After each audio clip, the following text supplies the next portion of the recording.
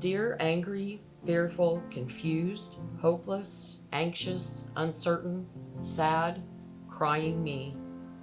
So many emotions. Emotions that shift frequently, sometimes minute to minute.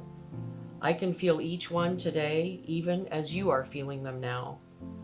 But I want you to know that although I can still feel them, they are not my dominant emotions anymore. Hope is awaiting you. Is it just around the corner?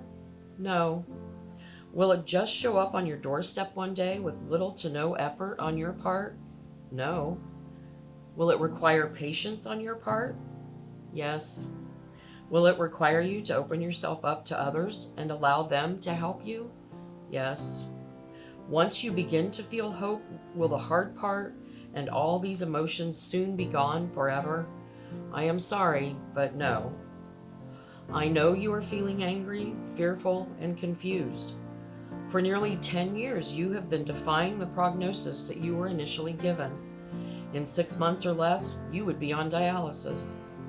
I wish you could have held more tightly to the gratefulness you carried with you during those years, and remember how you had attributed the fact that you had not required dialysis yet to God and the power of prayer. You shared that belief repeatedly and often. Did you arrive at grateful immediately? Of course not. It took a long time, several months, possibly a couple of years. Honestly, I don't remember exactly. What I do know is that you, in the blink of an eye, have traded them, the gratefulness and belief in God and prayer, for these awful feelings of anger, fear, and confusion. You will find grateful and belief again. Grateful will reappear shortly. Just a few treatments in, you will realize that rather than being angry, you need to feel grateful. Grateful that God gave someone the desire and the knowledge to invent this amazing machine that is quite literally saving your life. Grateful for the people on your medical team who God put on their hearts the desire to help you and others. Dialysis, no longer a negative term, but a life-giving machine and a life-saving team. No, not just team, friends. And now that you have found grateful again, you realize that your belief in God and prayer had never really gone away. You had just buried them somewhere. During this time, you will learn to live with the knowledge that you are not in control.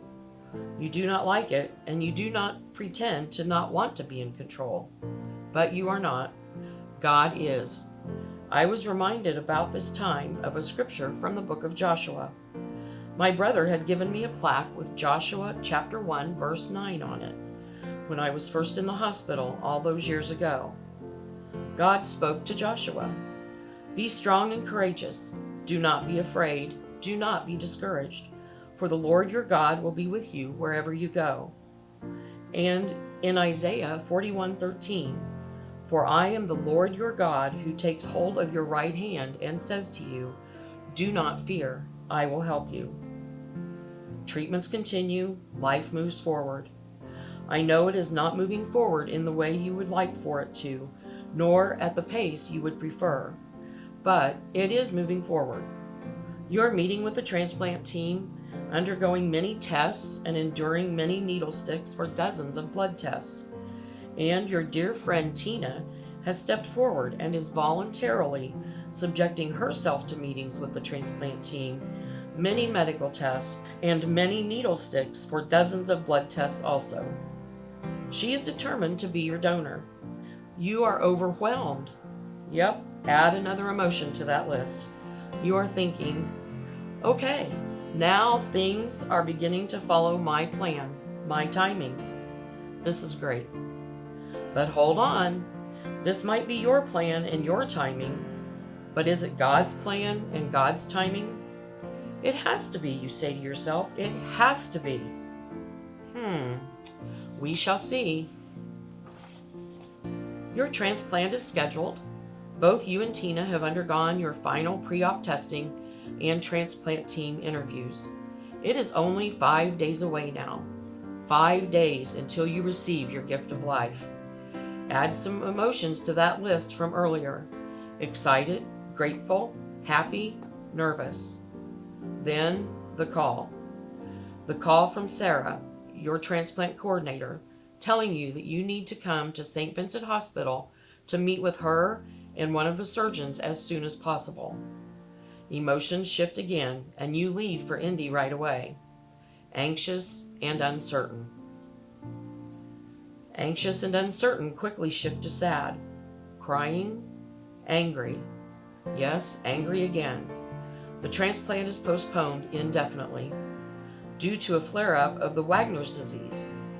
Another doctor is added to your list, this time a pulmonologist, and until he gives the all clear, there will be no transplant. But this can't be right, you're thinking. It can't be. You have it all planned out. You are certain the timing is right. The next few days are shrouded in anger, despair, helplessness. It is all a haze.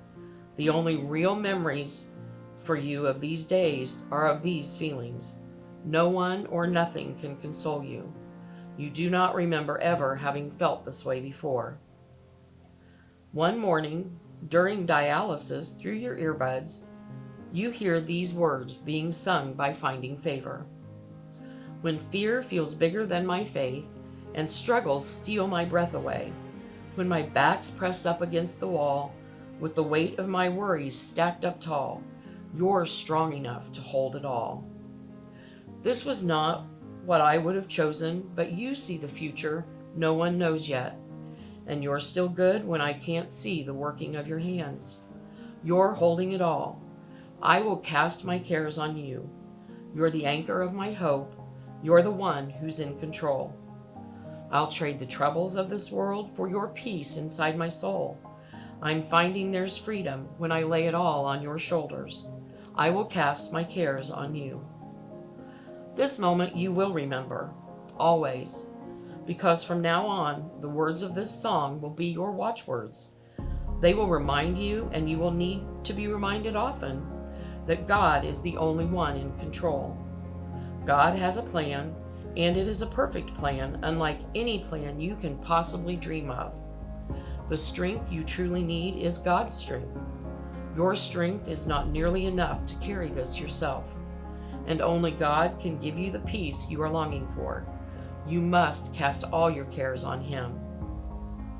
God's perfect plan. Now you know what His perfect plan was for this. Tina will hang with you for the next year as you receive treatments for the Wagner's flare-up. She never wavers in her desire to share her spare. Exactly 355 days after your first scheduled transplant, you receive your gift of life. This was God's plan all along. Following the postponement, a surgeon from Georgetown joined the St. Vincent transplant team. He had perfected a pain management regimen and had brought it to St. Vincent. As a result of this regimen, you do not require any narcotics for pain relief, only regular strength Tylenol. Because you take no narcotics, your recovery time is shortened, and you are able to resume work and other regular activities sooner than you would have the year before. God's perfect plan. He brought you and Tina together 4 years prior to your diagnosis.